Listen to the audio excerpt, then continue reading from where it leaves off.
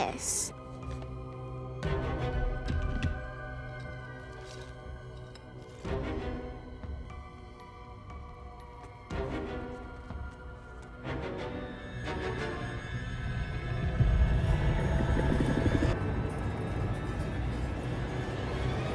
Okay.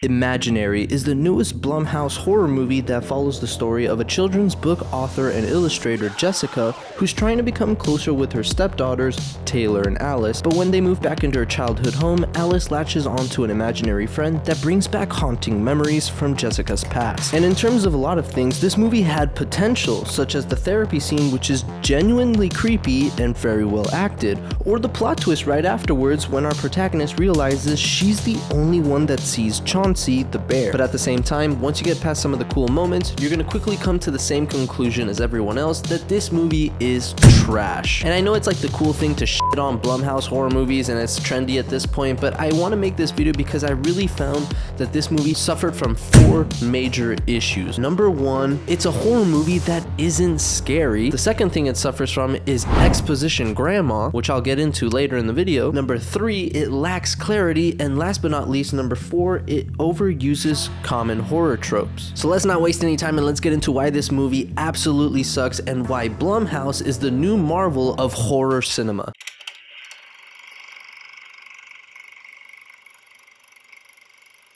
So the first major issue that this movie suffers from is that it's a horror movie that just isn't scary. And one of the reasons why is because the trailer shows way too much. The trailer reveals some of the best scares in the movie, so once you go to the movie, you already know it's coming. That's like saying you're going to see a comedy show and you really like the comic's personality and you like the way he sets everything up in a joke, but you already know the punchline. So why are you gonna go see him? It ruins everything. And that's exactly how it felt in this movie, because there were some scenes that had a lot of potential to be really scary because they had a lot of good build-up and tension throughout the scene, but then you know what the jump scare is, so it's like, so you get all this lead-up but no payoff in the end. Take this scene for example, which I thought had great tension and build-up throughout the couple of minutes, where we see the string unwinding and then you see the figure of the teddy bear underneath the towel, and then it shocks him and then it disappears, and then he comes out. Obviously this scene right here where you see something in the background, he turns around and when he's back there's nothing there. That's a little bit cliche, but after that you see it in the hallway, which I thought was fantastic. The lighting in the scene is awesome, the tension, because he has no idea what the hell is gonna happen, and then it starts zooming towards him and then you see the big monster, but once again the big jump scare at the end just doesn't have that impact on us because we saw it in the trailer. That's one of the main scares that they use in the trailer to suck the audience into the movie theaters, which sucks because it just ruins that entire scene. Don't believe me yet? Let me give you another example. Take this scene, which is one of the scariest scenes in the movie, but once again, I already saw it in the trailer. So this just completely takes the tension away because I already know the jump scare that's about to happen. In the second trailer of Imaginary, we see this scene exactly, and not only have I already seen the scene, so it's not gonna have any effect on me, but secondly, I truly believe this is a ripoff from The Conjuring 2, where you see the shadow of the nun walking towards the painting of the nun, and then once the shadow gets into the painting, then the nun pops out. That's exactly how this scene goes down. You see the light of the bear approaching the big teddy bear, and then once it gets there, she looks around and you see the actual bear monster. It's such an exact copy, in my opinion. I mean, that's the first thing that came to my head when I saw that scene. And this is a common problem with Blumhouse movies. If you saw my video essay on Night Swim, this is the exact same problem that that movie had. In that video, I counted all the jump scares that you see in the trailer that end up in the movie, and there was like 7 or 8 of them. So this is something that Blumhouse really needs to address, because we see way too many of the jump scares in the trailer, so once we get to the movies, it's like we already saw all the good parts, which actually sucks. And the last thing that I want to touch on why this movie isn't scary is because there's no real threat or potential threat of danger. Think about it, there's only 1 kill in the entire movie. How am I supposed to fear this entity or this demon or this Chauncey bear creature that we see if we've never seen him in action before? What does he do to his victims? Does he kill them? Does he torture them? Does he slowly tear them apart? But we have no idea. And there's never a point in the movie where he harms anyone until the very, very end, where we don't even see on the camera him pulling the old grandma and then killing her, and then you see the blood coming through the door. So you really get no effect visually. It's not on camera, and that's the the only kill in the movie. So if you're a fan of horror, this is gonna seem very weak to you, especially when you're coming off movies like Terrifier 2 that are really up in the ante. This is gonna seem like child's play.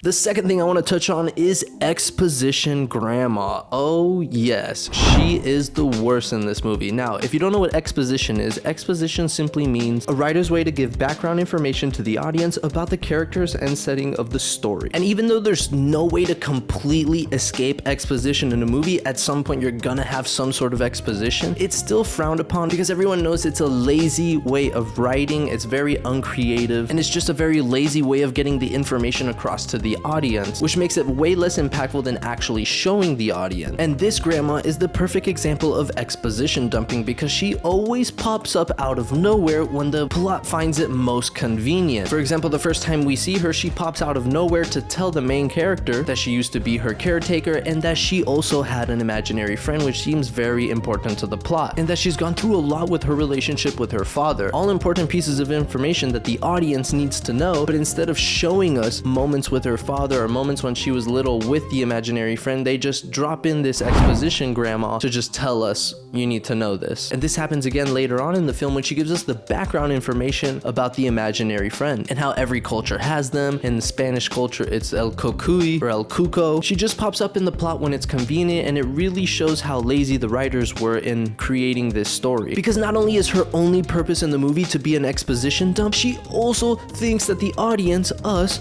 are stupid and we can't put two and two together. Take this scene for example, when they're trying to get into the imaginary world to save Alice. She needs to do something that hurts and she tries to stab herself, but that doesn't open up the gate. And then she starts completely insulting and roasting Taylor, and it was one of the best scenes in the movie because it was genuine anger and you felt the emotions in that scene. And I was like, oh my god, this is like a real moment, like this is actually good. And then it gets completely ruined by exposition grandma, who literally explains to you what happened after it just happened. She's like, stabbing yourself was not enough. You had to emotionally hurt someone that you loved. It's like, yeah, no shit, Captain Obvious. So not only does she have zero purpose in the film other than giving you exposition, she also thinks you're dumb as and you literally can't pick up on things because you have the brain of a second grader.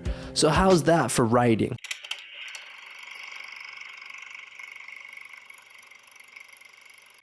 The third thing I want to talk about in this review is the lack of clarity that this movie has. If you take any class or course on writing or read any books on how to write a good story structure, they're all going to tell you that you need clarity. You don't want the plot to be confusing and convoluted. You want your stories to be clear and concise. And that's where this movie failed. Because at first the movie starts off as a possession movie that hints towards maybe a demon or a spirit, which it kind of is, but then halfway through we kind of get thrown into this like Coraline style Labyrinth with David Bowie type movie that's more about this imaginary realm, kind of like a dark version of Alice in Wonderland. And then we get sprinkled in there this analogy for childhood trauma with the main character having this traumatic relationship with her father, and you're just like, well, which one should I focus on? Is this a possession movie? Is this an imaginary realm movie that blends the themes of reality and fantasy? Or is this truly an analogy for childhood trauma? It's like, it just feels convoluted. Like this story doesn't have a clear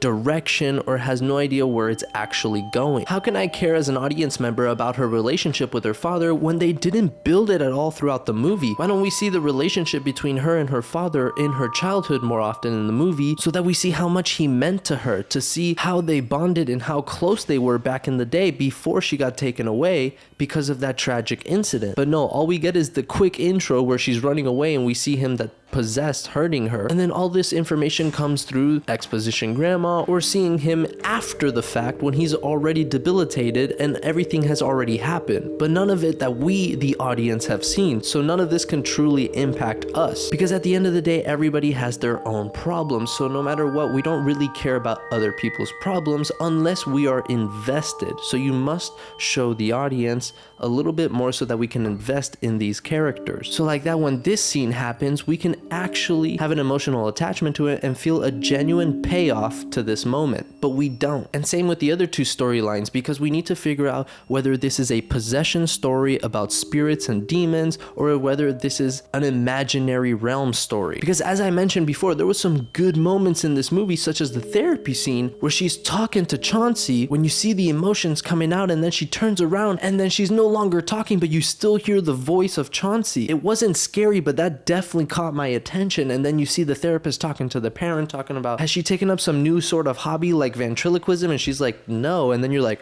whoa, that is creepy. And then you piggyback off of that into the plot twist of the movie when she's talking to the therapist and then she's like, but it's about the bear. And then she's like, what bear? And then you realize, oh my god, she's been hallucinating that bear the entire time.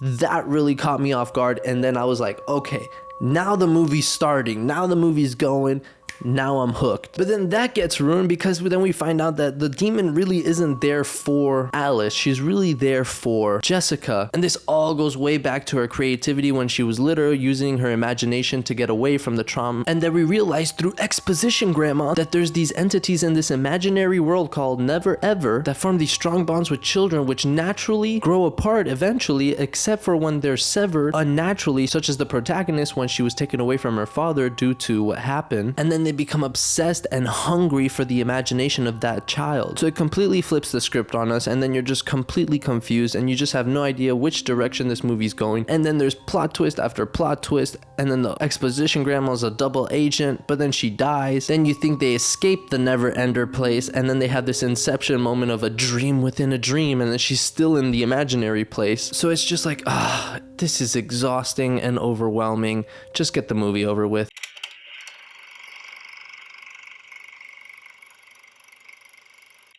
The last major issue that this film suffers from is the overuse of common horror tropes. It feels like almost nothing in this movie is genuinely original, and that's okay. You don't have to be original, but you have to get inspired from things that were awesome before you and then use creative ways to come up with your own take or style on it, which is exactly what this movie doesn't do. I mean, some scenes feel like genuine copies from other movies. I already touched on the Conjuring 2 scene with the nun, with the whole shadow going into the painting that was very similar to the bear with the light. But take this scene for example, which I think is almost directly taken from the first Insidious movie, where we see the protagonist realize that she's the only one that sees Chauncey, so she goes back through her paintings and drawings and she sees a bear in every single one of them hidden in the painting. Very similar to when Patrick Wilson goes back through his photographs in the movie Insidious and sees the grandma in the background in every single one of his pictures. I mean, pace for pace, shot for shot, it's almost identical. And if you still don't believe that it takes from Insidious, listen to this example. What about the imaginary realm that's called Never Ever, that has a bunch of demons in there that prey on little kids' imaginations to steal them? Doesn't that sound a little bit like The Further, which is this other realm where there's demons and ghosts that try to steal the souls of kids? I mean, it just feels way too similar and derivative to other famous horror movies such as Insidious. Not to mention the obvious references or homages to Alice in Wonderland, obviously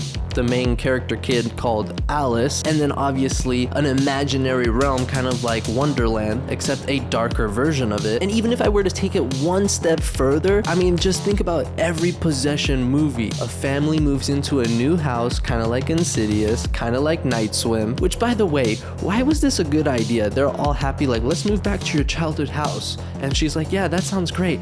Wait a minute, wasn't this the house you had this traumatic experience with your father where you're crying every scene about your dad? It's like, who thought this was a good idea? And then the new parent trying to get along with the stepkids. And obviously you got the teenager who's being a complete douchebag, and then the little kid that's latching onto a teddy bear or an imaginary friend because she's younger. It just seems like something you've seen 1,000 times before in 1,000 different horror movies. And look, I'm not trying to say that this movie could have been a great horror movie. All I'm saying is it could have been a movie that met expectations, but it definitely did not. So the next time Blumhouse comes out with a horror movie, maybe they should think about not showing all the best scares of the movie in the trailer. Leave a little bit of mystery to the movie so that the audience can be excited to go to see it and get surprised once they're watching the movie. And number two, maybe hire some better writers so that the movie doesn't feel so boring and the dialogue doesn't feel so flat. Which leads to number 3, which is make sure those writers have a clear narrative focus so that the story feels concise and easy to digest. And don't copy so many horror tropes from other famous movies. Try to come up with some creative scares that haven't been seen before. And then maybe we could have a movie that we all enjoy and we don't shit on all the time on the internet. Anyways, that's my review for Imaginary. It was absolute dog shit. And as a matter of fact, this movie makes Night Swim look so much better. Night Swim was way better than this movie. But let me know your guys' thoughts about this movie down in the comments below. Did you enjoy Imaginary? Did you think it sucked ass like me? And if you haven't seen it, save yourself. And as always, subscribe if you're not already, and I'll catch you on the next one. Peace.